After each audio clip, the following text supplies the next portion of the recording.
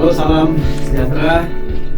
Terima kasih sudah bergabung bersama podcast pertama kami dari Aviatory Indonesia yang berjudul AI-Net Beyond the Skies. Dan hari ini adalah episode perdana dari podcast dari kami ya. Ini atas dasar dukungan juga dorongan dan sedikit paksaan supaya kami sebagai konsultan penerbangan yang sudah alhamdulillah berjalan selama 8 tahun menjelang 9, kami didorong untuk bisa lebih ya mungkin menggali konten-konten yang masih berkorelasi dengan industri penerbangan, tapi juga kita menyinggung topik-topik yang mungkin tidak berporos pada penerbangan. Seperti apa sih? Ya, kalau saya boleh jelaskan sedikit, podcast ini berporos pada narasumber.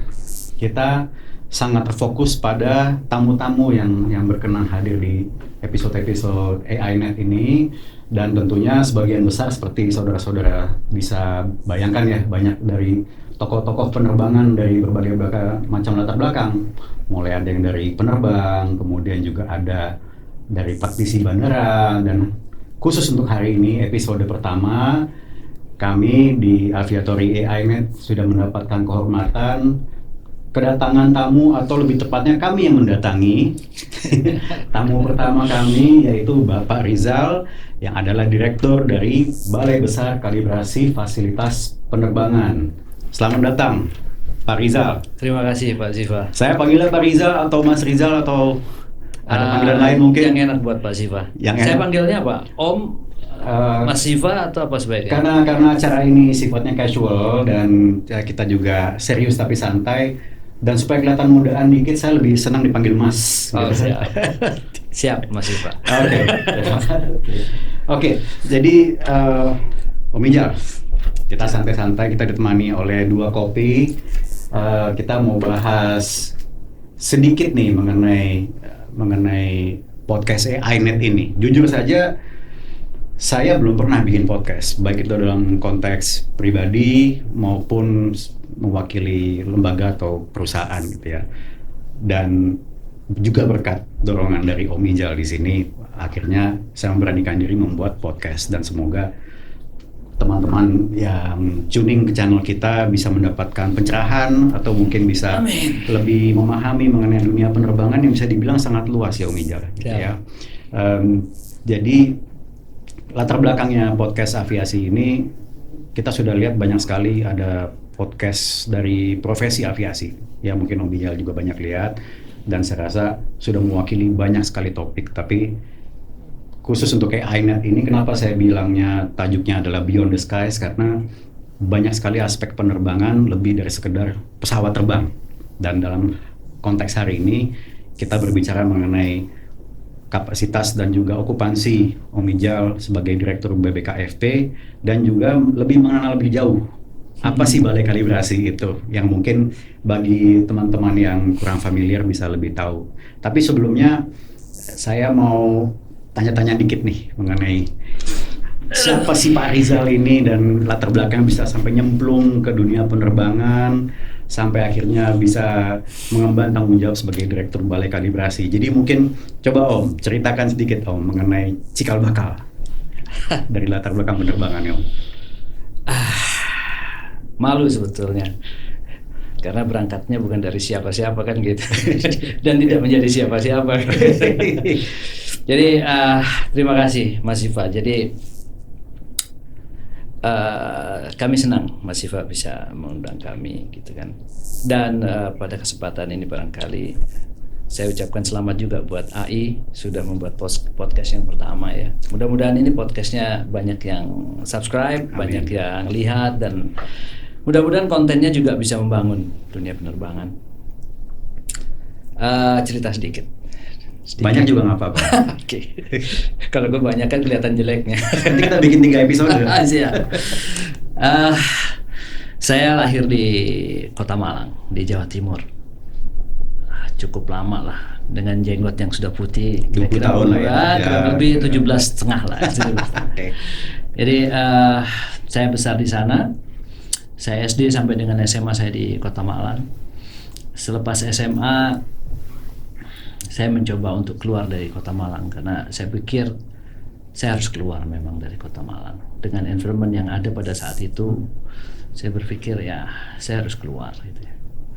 Dan akhirnya setelah 2 tahun saya melanglang buana gitu, saya ditanya oleh orang tua, kamu mau ngapain gitu kan.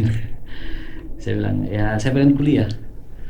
Itu Terus, selepas SMK atau SMA tuh ya? Selepas SMA. Oke. Selepas SMA. Jadi saya selepas SMA itu keluar dari Malang, saya sempat di Tangerang karena memang kebetulan kakak saya yang pertama yang tertua itu beliau lulusan Curug juga dan beliau bekerja sebagai pilot di Garuda, dan kemudian kakak ipar saya juga sebagai instruktur di Curug.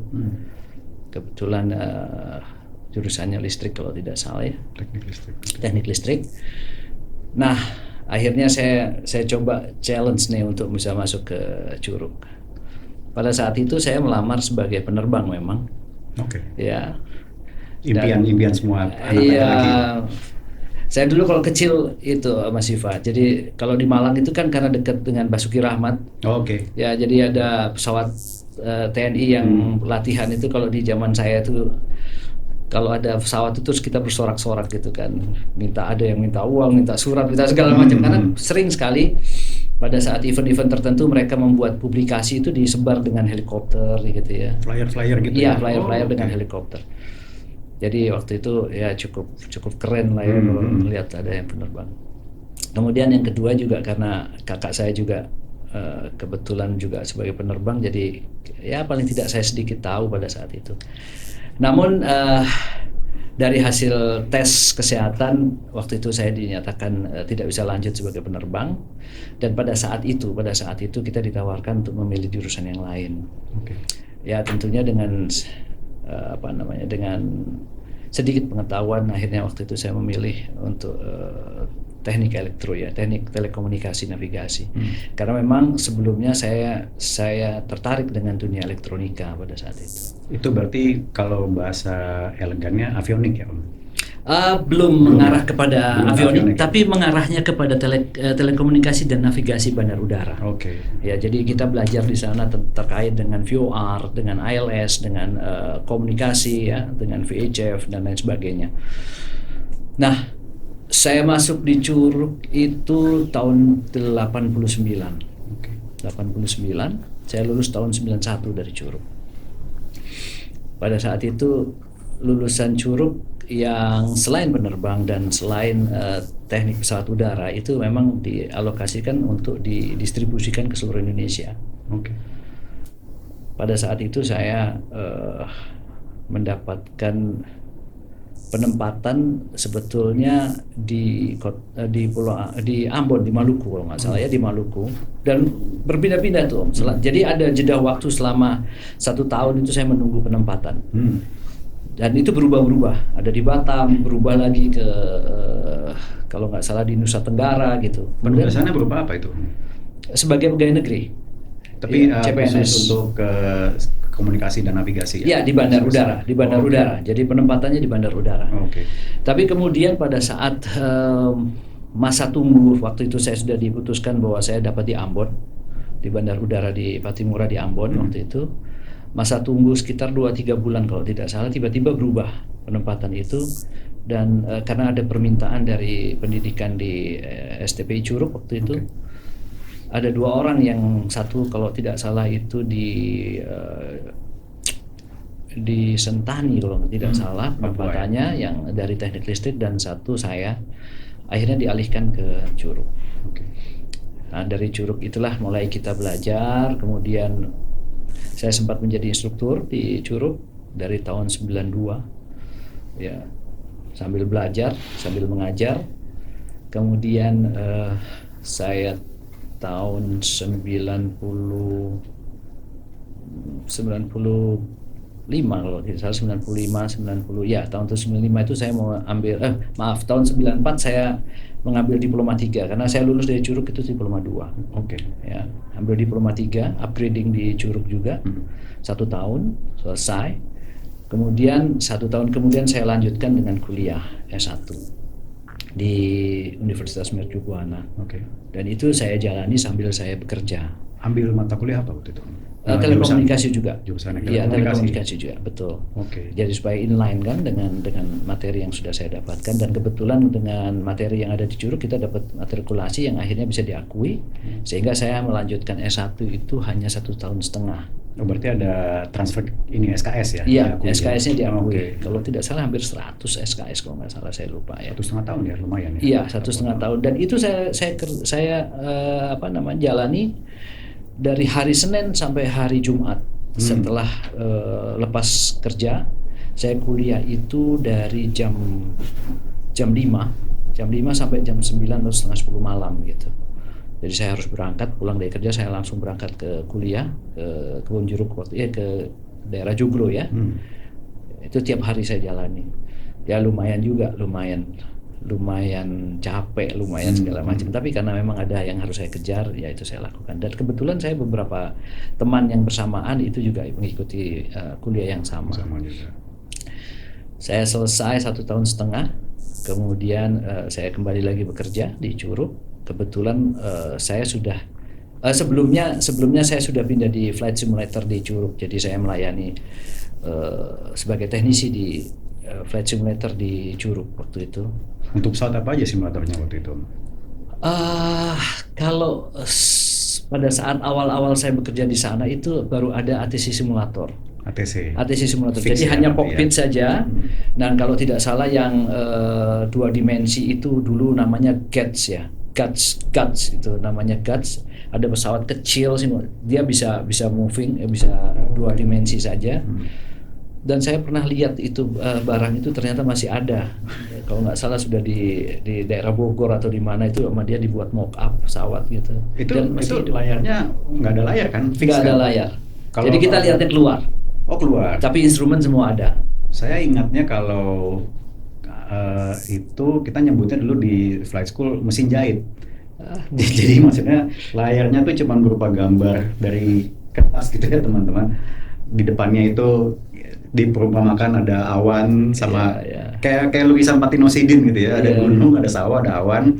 Terus kita ada kontrolnya sama ada radar. Jadi lebih diutamakan untuk dapat basic flying itu. Oke. Ya kan, cuma karena layarnya nggak bergerak, jadi cuma kaki bergerak, makanya istilahnya kita sebut mesin jahit. Gitu. ATC kan? Iya. Ya, kalau yang ATC betul. Iya. Memang ATC itu tidak ada layar dan hanya ada instrumen saja kan. Oke. Ya standar instrumen. Kalau yang GATS itu kita memang bisa bergerak.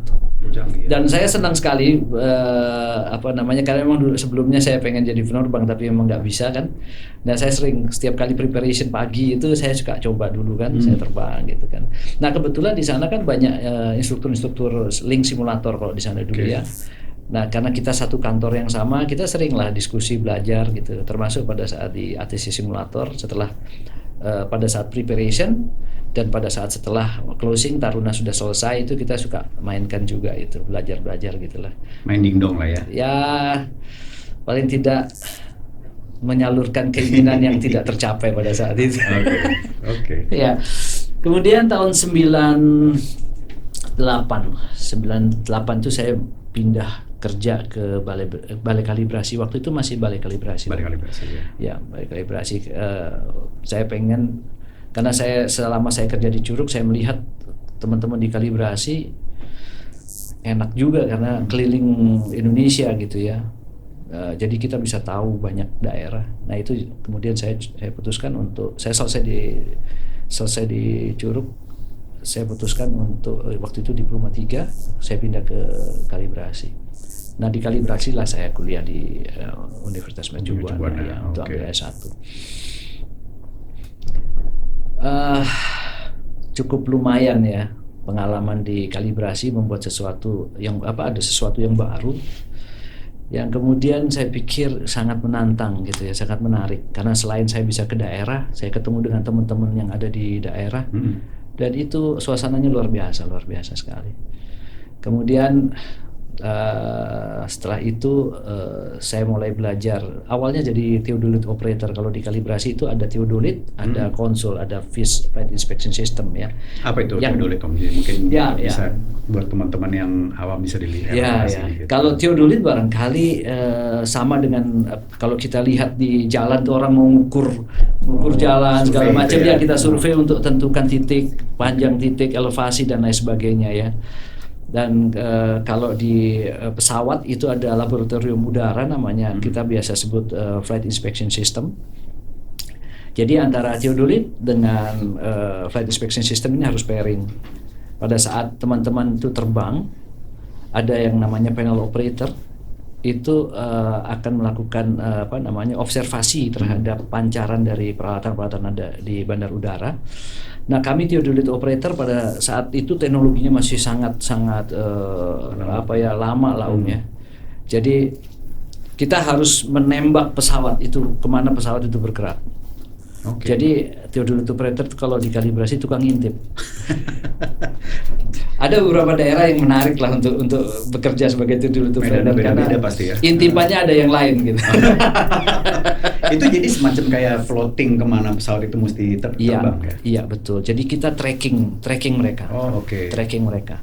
Itu berapa pesawat biasanya? Cuma satu aja? Satu pesawat. Oh. Ya, kita kalibrasi waktu itu punya 2 pesawat King Air. Ya, waktu itu 2 pesawat King Air dan 1 Falcon. Tapi kemudian Falcon itu karena sudah terlalu tua dan dihapuskan. Kemudian ada King Air 100 ya, King Air 100.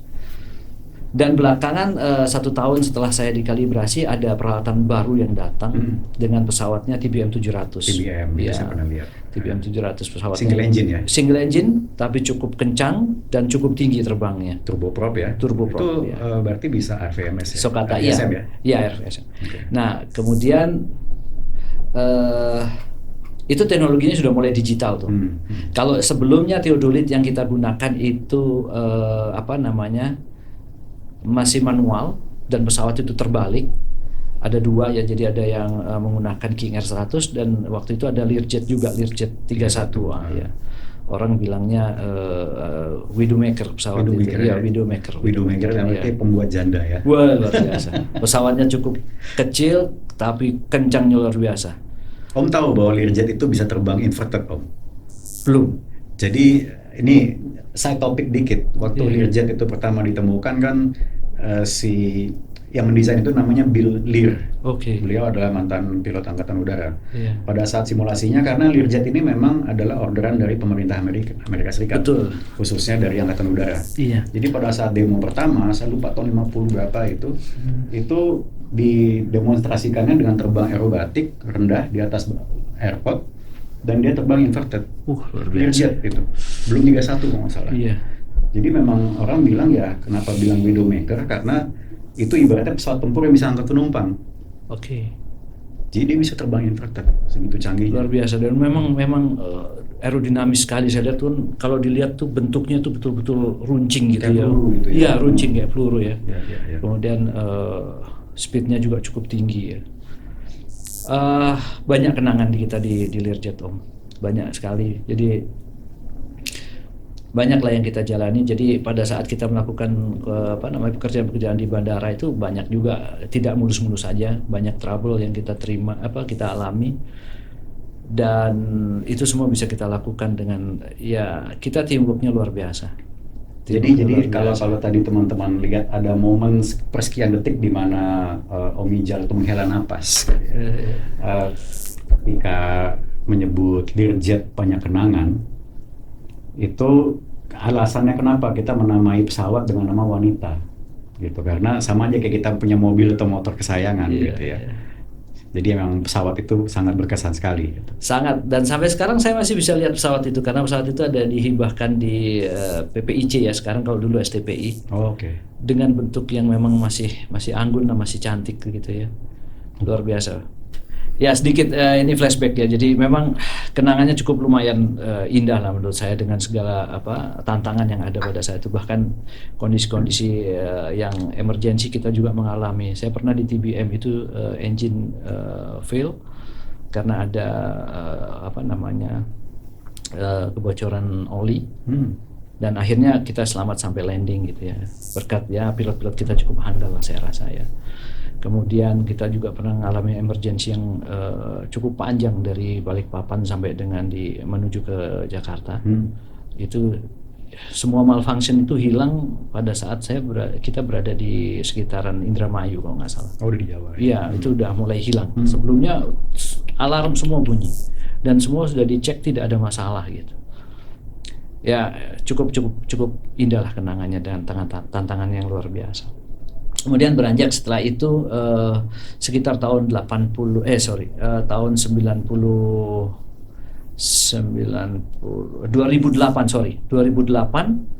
itu kita sudah mulai berubah sistemnya, semua sudah mulai berubah, mulai digital, dan kita punya teknologi yang baru ya. Pada saat itu dipasangkan karena kita ada pesawat yang baru King Air 200 pada saat itu. King Air 200 kita itu tahun 96 kalau nggak salah produksinya.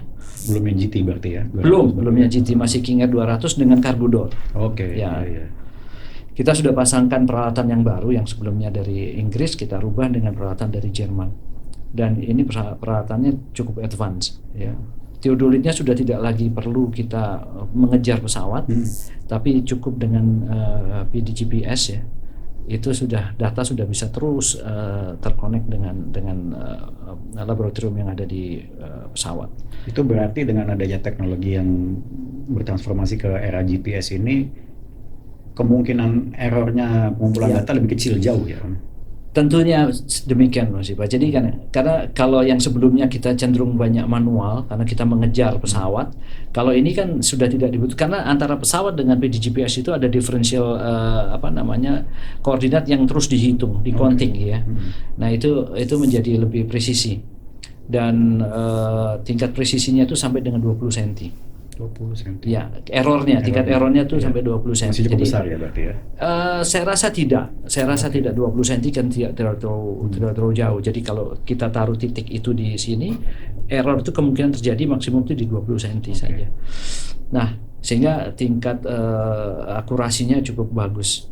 Nah, dari situ berkembang tuh. Kita mulai tambah pesawat lagi dengan King Air 200 GT, ya, PKCAC yang pertama. Kemudian berkembang lagi dengan 200 GT yang lain dengan PKCAO dan CAN ya. Terus berkembang dengan peralatan yang cukup canggih juga, dan kalau dilihat perubahan dari King Air yang lama dengan King Air baru kan kita bisa lihat tuh displaynya sudah semua digital ya, sudah digital semuanya. Itu perjalanan di kalibrasi setelah saya pindah kalibrasi dan perkembangan teknologi yang ada di pesawat yang kita miliki. Berjalan juga waktu, kita mulai menambah lagi armada yang lain dengan King Air 350, Hawker 900 XP. Pada saat itu kita mengalami satu perubahan yang luar biasa, Om. Luar biasa. Jadi jadi dipanggil Om deh. Iya. Kayaknya enak Om ya. Kalau orang kalau biasa di komunitas tuh rata-rata manggilnya Om gitu. Ya, memang usia tidak bisa dibohongi. Saya maklum. Sorry. Sambil seruput kopi Om. Iya, siap. Ya, jadi seperti itu. Jadi perkembangannya seperti itu, dan itulah flashback yang saya alami ya, seperti yang saya alami sebelumnya. Tidak ada yang terlalu spesifik sebetulnya yang dari diri saya, karena saya berjalan dengan waktu dan perubahan-perubahan yang terjadi. Hanya saya sedikit mungkin ikut mencoba untuk beradaptasi dengan perubahan gitu ya.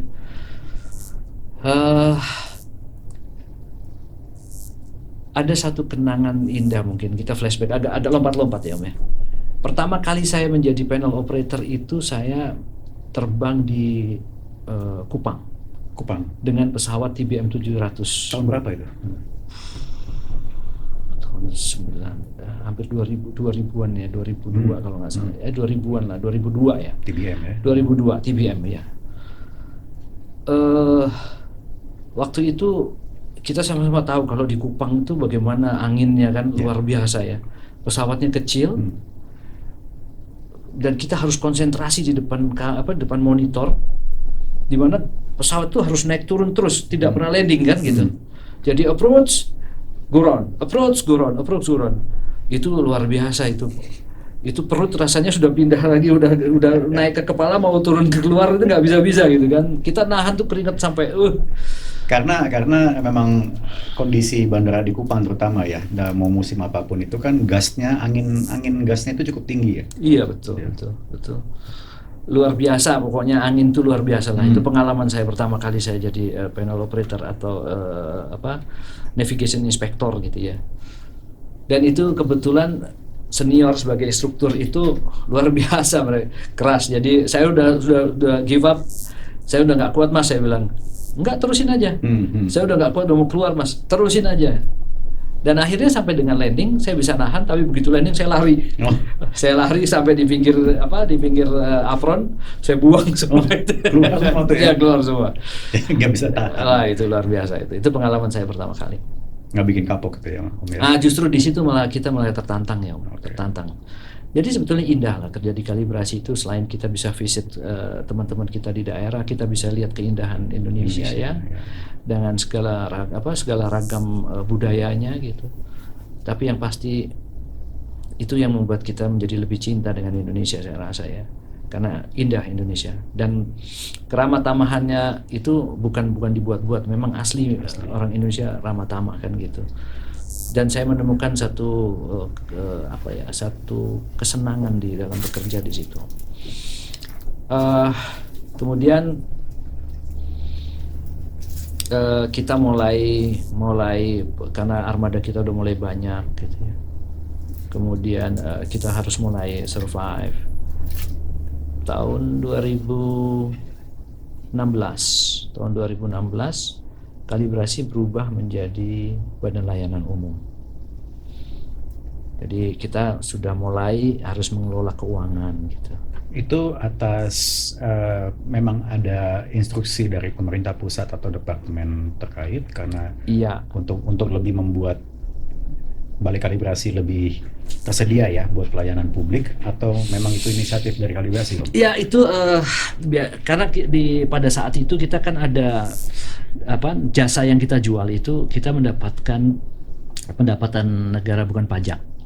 Dari pendapatan negara bukan pajak yang nilainya mungkin sudah memasuki kriteria atau dari evaluasi Kementerian Keuangan, sudah bisa untuk mandiri walaupun tidak 100%. Kita diajukan untuk menjadi badan layanan. Oke. Ya, pada saat setelah menjadi badan layanan kita sudah berubah bahwa operasional cost dan lain-lain itu harus kita handle sendiri. Menuju ke arah mandiri 100% nanti, Om? Iya, menuju ke 100%. Memang itu tuntutannya seperti itu. Oke. Ya, kita struggle. Kita jalan, awalnya belum 100%, masih dibantu dengan dana dari APBN dari pemerintah. Tapi kita mulai beranjak ya. Layanan kita mulai banyak, mulai bertambah. Yang tadinya mungkin banyak kekurangan kan, sering kalau dulu mungkin orang bilang, wah ini belum dikalibrasi karena kalibrasinya nggak bisa melakukan ya. Karena tanggung jawab kita waktu itu cukup banyak, sementara armada sebelumnya itu cukup sedikit, dan krunya juga cukup terbatas, terutama kru penerbang pada saat itu kita sangat sulit karena aviation industry pada saat itu kan cukup lumayan ya, lumayan bagus, sehingga teman-teman cenderung memilih untuk pergi ke airline daripada terbang di kalibrasi ya, karena honornya juga kecil pada saat itu. Awal-awal 2000 ya, 2016. Ya betul. Nah di situ pimpinan pada saat itu berpikir gimana caranya supaya kalibrasi ini bisa maju dan bisa menyelesaikan semua tugas dan tanggung jawabnya. Kita mulai rekrut tuh. Kita datang ke STPI, kita promosi, udah yuk join dengan kalibrasi gitu kan. Datanglah beberapa penerbang, terutama penerbang yang penempatannya di tempat-tempat yang memang masih administratif ya, artinya mereka tidak sebagai penerbang di sana gitu. Nah mereka mau join dengan kita karena mereka punya kompetensi itu kan. Betul. Nah setelah itu kita mulai beranjak bisa memenuhi kewajiban kita gitu untuk melaksanakan kalibrasi di daerah-daerah. Oke. Jadi mungkin kalau saya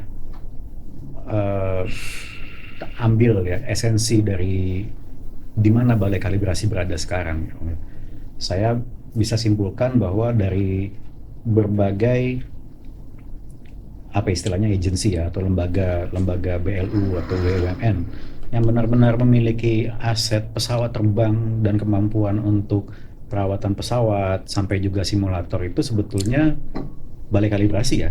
Kalibrasi memiliki semua fasilitas itu ya. Iya. Jadi perkembangannya di 2010-an lah ya, karena kita sudah mulai punya armada yang cukup banyak. Terus kebetulan pada saat tahun 2012 kalau tidak salah, kita mulai berpikir, karena kita sudah BLU pada saat itu, kita sudah mulai berpikir, oh ya kita bisa menjual jasa ini lebih, karena kan kita memang dituntut untuk membuat satu usaha ya. Karena kemandirian itu akan menjadi tuntutan, pada akhirnya kita harus mandiri. Jadi kita akan meringankan beban dari APBN melalui BLU. Dengan pendapatan itu akan kita gunakan, ya kita gunakan sendiri. Kita mulai berpikir, ini kita waktu itu kan teman-teman setiap kali mau prof check, mereka harus dikirim ke Amerika. Ya, dikirim ke Amerika, baik itu yang King Air, yang 350 maupun King Air yang 200. Karena pesawatnya rata-rata memang manufaktur Amerika pada saat itu ya. Beechcraft. TBM sudah nggak ada. Iya, Beechcraft Amerika memang. Hawker juga Amerika. Helikopter juga ya Om ya. Kita punya Bell juga, Bell Kanada ya, Bell Kanada. Bell Kanada. Bell Kanada. Nah itu kita berpikir kita perlu membuat membuat efisiensi di dalam pembiayaan kan. Kita mencoba untuk membeli simulator pada saat itu. Dan simulator ini kita buat agak sedikit berbeda dengan simulator yang lain. Pada saat itu saya berpikir kenapa tidak kita buat, karena antara 350 dengan 200 GT King Air itu kan hampir sama, avioniknya sama, hanya performance yang berbeda. Nah kita minta ke pabrikan, pada saat itu saya diskusikan, mungkin nggak kamu bikin satu simulator tapi bisa 2 tipe pesawat. Modul jadi ya? Iya, King Air 200 dan 350. Dan pada saat itu kita ketemu dengan satu pabrikan di Kanada, dan mereka menyatakan sanggup untuk membuat itu gitu ya. Akhirnya terjadilah itu. Jadi kita punya satu simulator yang bisa dikonversi dengan 200 dan 350. Kalau seandainya, ini kan berarti simulator ini kan juga standar yang digunakan di berbagai negara dan oleh operator lain ya, Om Minjal ya. Seandainya misalnya katakan ada pilot atau perusahaan dari luar negeri yang membutuhkan menggunakan simulator untuk istilahnya kalau pembaharuan ya, pelatihan pembaharuan atau training, bisa menggunakan kalibrasi punya ya? Ya, selama ini kita sudah mempunyai beberapa customer dari luar negeri. Jadi awal dulu pada saat kita punya simulator pertama kali itu, customer kita yang pertama itu adalah Australia. Ya, sipil juga ya. Yang Flying Doctor. Mereka cukup punya King Air cukup banyak pada saat itu. Nah, mereka sempat visit ke kita. Pada saat mereka visit itu mereka sempat visit dan menggunakan simulator. Dari manajemen itu visit karena melihat simulator kita agak spesifik ya. Bisa 200, bisa 350 gitu. Nah, pada saat itu mereka mencoba untuk bertanya dan melihat simulator kita, kemudian mengambil dokumen dan lain sebagainya. Itu customer pertama, dan akhirnya mereka juga membuat simulator yang hampir mirip. Jadi mereka bikin ya? Jadi reverse engineering jadi waktu itu kita memang terlalu baik orangnya terlalu baik. Dibilang orang Indonesia kurang baik apa coba ya, sampai teknologinya diambil. Ya memang sebetulnya dengan pabrikan waktu itu kita ada komitmen gimana kalau seandainya ini menjadi hak patennya menjadi hak paten Indonesia, cuman mereka nggak bisa kan, nggak boleh karena itu memang produksi massal ya. Kita akhirnya tidak bisa mengunci itu dengan hak paten. Nah, customer kita yang berikutnya itu ada dari sekarang itu yang dari Filipina, kemudian dari Iran, dari Vietnam ya, yang sekarang masih berjalan, kemudian dari domestik tentunya yang mempunyai pesawat yang sama ya. Kemudian yang terakhir itu dari Irak kalau tidak salah. Irak ya? Iya. Kalau Iran itu memang agak kesulitan saya rasa ya, karena mereka ada political Walaupun yang saya ketahui memang permintaan dari Iran itu cukup tinggi. Iya. Baik itu untuk pesawat tipe jet atau untuk kebutuhan oil and gas sana terutama gitu ya. Tapi karena kondisi geopolitik ini juga agak sulit. Ya itu customer kita dan sampai sekarang masih kita maintain. Mereka masih menggunakan simulator kita selain untuk simulator untuk teman-teman sendiri di sini. Kalau kita bayangkan kan dengan jumlah pilot yang ada di kita saat ini hampir 30-an sekian, hampir 40 ya. Kalau kita harus recurrent setiap tahun ke luar negeri, luar biasa biayanya. Betul. Nah itu efisiensinya cukup lumayan, cukup tinggi. Selain kita bisa mendapatkan pendapatan dari pengguna yang dari luar kalibrasi, itu cukup lumayan membantu. Rencana pengembangan dalam waktu dekat, misalnya 2-3 tahun ke depan, apakah Om Ijal melihat secara fasilitas fisik ya maupun pengadaan penambahan jumlah manpower atau SDM atau mungkin armadanya sendiri itu ada? Ya, dengan BLU kita kan dituntut untuk mandiri dan mengembangkan usaha ya. Ada subunit usaha-usaha. Jadi sekarang mungkin ini sebagai gambaran saja, kalibrasi itu sekarang kita punya AOC 135. Ini data berjadwal ya? Iya, kita punya AOC 135. Yang pasti kita ada 171 untuk flight calibration-nya sendiri 171. Kemudian kita punya training center yang tadi simulator dan mandatory training itu dengan 142. Dan sekarang kita kembangkan lagi, kita punya AMO 145 MRO ya? Iya, MRO dengan capability yang cukup variatif. Saat ini kita punya capability tentunya dengan King Air Witchcraft ya. Kemudian kita Bell 429 Hawker. Ke depan kita juga akan menambah beberapa capability yang lain untuk AMO. Ya. Ya, teman-teman cukup terlatih lah. Terutama untuk King Air dan Hawker, mereka sangat terlatih. Jadi cukup diversifikasi juga Om ya, portfolionya kalibrasi ini ternyata banyak yang mungkin termasuk saya sendiri. Sebelum saya sepertinya kalau nggak salah pertama kali bertemu Om Ijal itu mungkin tahun 2014. Awal-awal Aviatory berdiri kantor kita masih di Hayam Wuruk, dan dari situ saya mulai banyak bertandang ke kalibrasi, bertemu teman-teman, itu termasuk yang ada di belakang layar saat ini yang membantu dengan peralatan syuting kita. Ada Mas Yosi, ada Mbak Eta, ada Mas Johan juga gitu. Jadi sebetulnya banyak aset dari kalibrasi dan kemampuan balai kalibrasi ini yang sebetulnya sudah berstandar internasional bisa dibilang ya. Kalau tadi pelayanan sudah sampai melayani dari berbagai negara gitu ya. Bisa dibilang sebetulnya capability ini cukup membanggakan ya dari Alhamdulillah. BLU. Alhamdulillah. Jadi ya. level safety kita juga perlahan kita selalu tingkatkan ya. Kita punya juga di MRO itu kita punya NDT. Jadi sekarang pesawat kita udah bisa NDT sendiri, kita bisa cari pada saat peralatan pada fase-fase tertentu kita lakukan itu.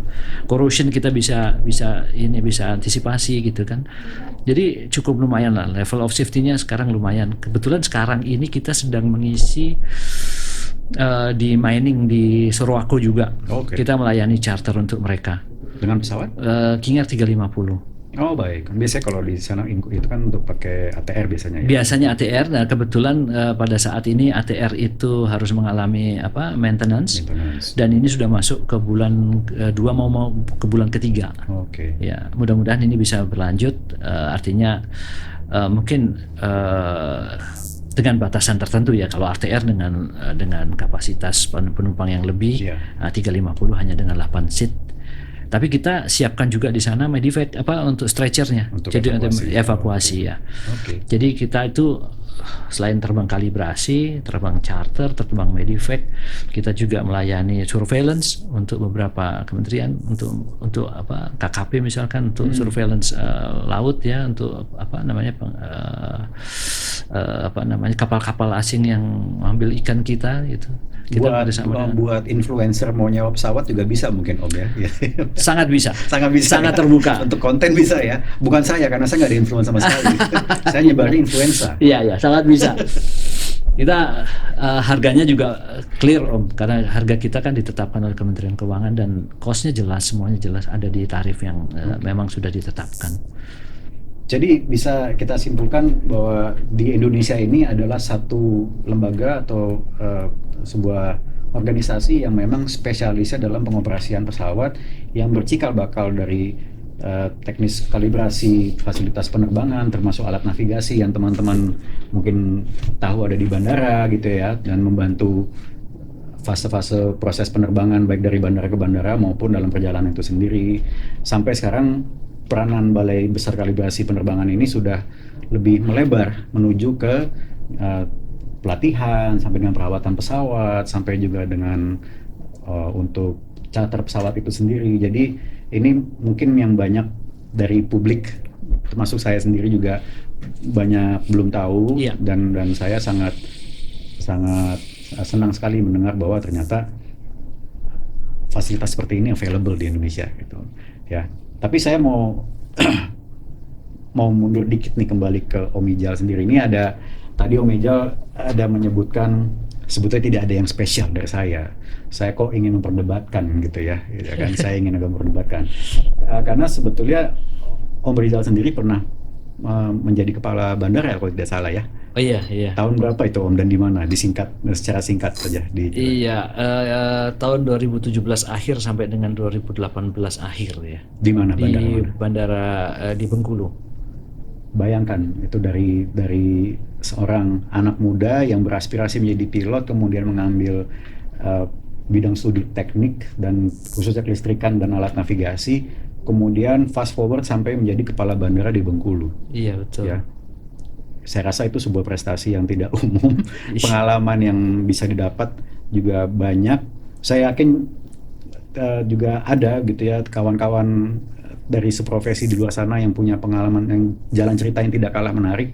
Tapi bahwa hari ini saya bisa berkesempatan ketemu Om Ijal, cerita-cerita kayak gini, inilah esensi dari kenapa saya sebut title-nya Beyond the Skies. Karena saya ingin kita melihat horizon penerbangan di luar dari kacamata seorang pilot atau engineer dan lain-lain gitu. Saya terima kasih. Mungkin kita kalau bicara terus bisa sampai 120 menit, sama kayak film Titanic. Ingat Titanic ya? Gitu. Tapi saya makasih Om Ijal sudah menceritakan pengalamannya juga, dan moga-moga nggak kapok. Ini episode istilahnya kalau sinetron tuh pilot episode gitu ya. Jadi kalau misalnya habis ini kita nggak dapet sponsor iklan ya berarti nggak tayang gitu. Nggak. Tapi ini saya mendapatkan esensi yang bagus sekali, dan saya rasa mungkin moga-moga teman-teman yang nonton dan mungkin juga berkenan memfollow atau subscribe channel ini, walaupun ini channel baru ya, moga-moga mendapatkan insight atau pencerahan dan informasi yang berguna. Yang ingin kami capai dengan tujuan dari podcast ini di Aviatory adalah penerbangan adalah buat semua. Bukan begitu ya Om Ijal ya? Penerbangan itu adalah untuk publik ya. Tidak ada kata penerbangan itu eksklusif, tidak. Penerbangan itu terbuka bagi semua orang.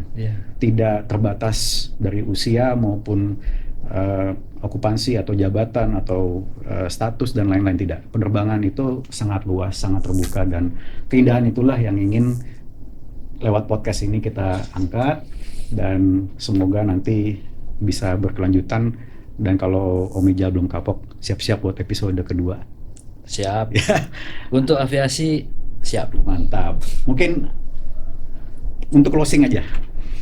Untuk closing, apa harapan atau aspirasi Om Rizal terhadap atau dari dunia penerbangan di Indonesia khususnya?